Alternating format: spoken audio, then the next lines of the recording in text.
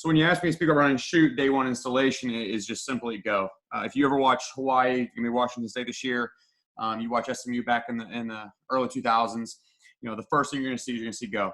It's a trips formation play. It's their basic concept, especially on third and short, and it's gonna be the way for they can answer any kind of coverage.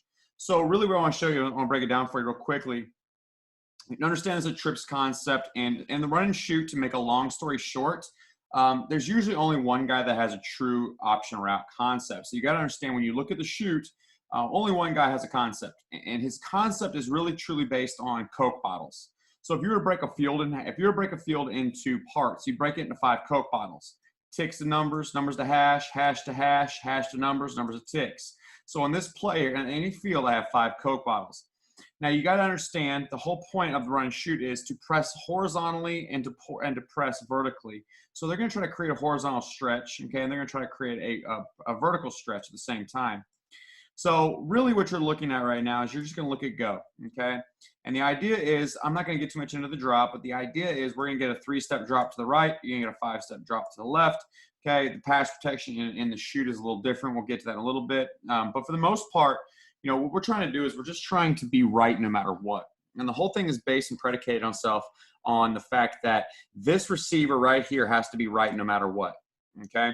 And the quarterback has to be able to throw him into that window. So you can kind of get a look of all the things that this one receiver can do in this situation based upon whether his Coke bottle is covered and the Coke bottles around him are covered. So, you know, in a basic standard, you know, for them, they don't say one high or two high. They just say middle field closed, middle field open.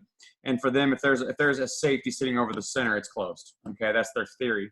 So the whole point of this is a lot of teams will run quarters. They'll run quarters match, and you'll get a guy inside number 2. Okay, and you'll get a guy inside number 3, and you'll get a corner out here like this. So the reality of it is, both these Coke bottles are closed off. So this kid can really only do 1 of 3 things. He can slot fade this thing, he can seam it here, okay, or he can break it off. So I'll explain really quickly what's going to happen right here. So first thing you understand, the play side number 1, he's going to run a mandatory outside release. He has to release outside because he has to take the corner with him. If I go back and take a look at it real quick, this corner has got to turn and run, okay? So if this is cover 2, you're going to try to press this kid out so that this sweep route right here can get to the flat, and it's a nice easy read for the quarterback. But this guy has to run a mandatory outside release, and he's got to get the field into this Coke bottle right here. And no matter where they're at on the field, this receiver has to get to this Coke bottle. I need you to understand that.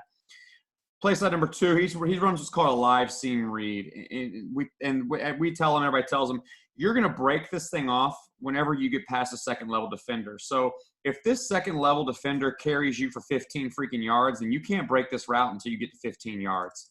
If that guy, let's say he breaks you at 10 and breaks out to the flat, well, then you can break that thing off at 10 to 12, predicated on what you see in front of you. Okay, this guy right here is going to run a sweep route. Basically, he's going to go for 4 yards. Backside is just going to run an option route. That's a whole different beast. Quarterback is looking real simply at this. He's looking at the streak outside first. If he has man press coverage and he thinks he can win that route, he's going to throw that streak. Otherwise, he ain't throwing that ball ever. Okay. The next thing he's going to do is he's basically going to read a high-low on the outside linebacker. He's going to read sweep to live seam read. So for the most part, he's just going to read this linebacker now. If this linebacker walls off and jumps out late, he's going to throw this seam read. If this kid walls this kid high, he's going to throw this thing into the flat as fast as possible.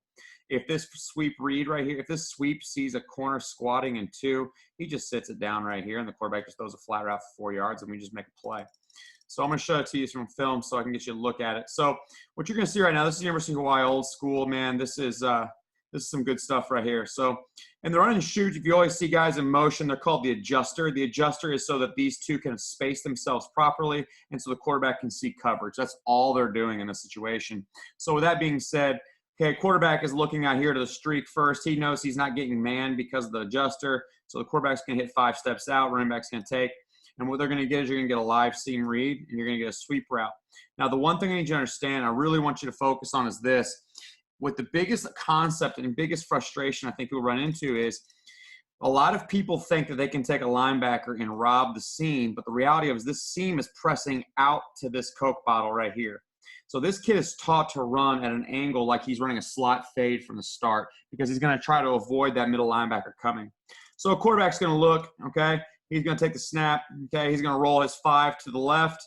Okay, he's reading the flat defender. Flat defender jumps to the flat. He just hits that thing in the window right behind. So understand how Coke bottles work.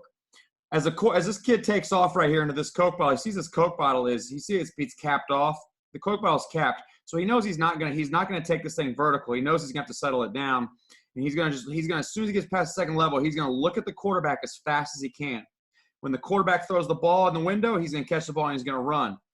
If the quarterback doesn't throw this kid the ball, once he gets past the second level right here, he's just going to break it and find the window off of it from there. I'm going to show you in a second. But the reality is these two guys have got to be on the same page, and it just takes reps and reps and reps. Okay? This is where Bryles got his slot option ideas at Baylor. Okay, so here's another play, same thing, 61X go. You got the adjuster going back and forth. Quarterback is going to read the outside. He doesn't like this. The only time they're going to throw this is if this guy's in man press right off the line. It's that simple.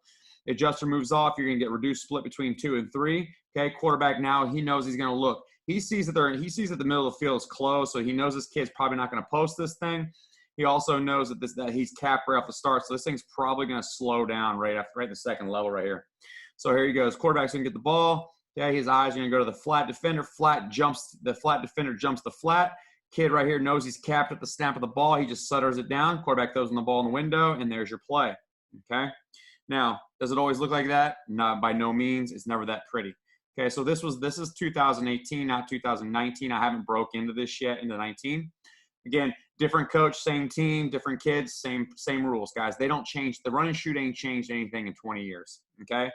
Reduce split by 2 and 3. You're going to get a mandatory outside release by this kid. Quarterback is reading flat defender. It doesn't matter who it is, okay? So whoever becomes a flat defender is going to become the read. We see the middle of the field is going to be open, okay? But this Coke bottle is capped. So basically when they see this quarter special look where, they're going to run quarters on 2 and 3 and they're going to man number 1, okay, this kid becomes the flat defender. This kid becomes a safety. So as the quarterback opens it up, he sees the ball take off. Notice that number 2 attacks the flat defender's outside shoulder and runs as fast as he can.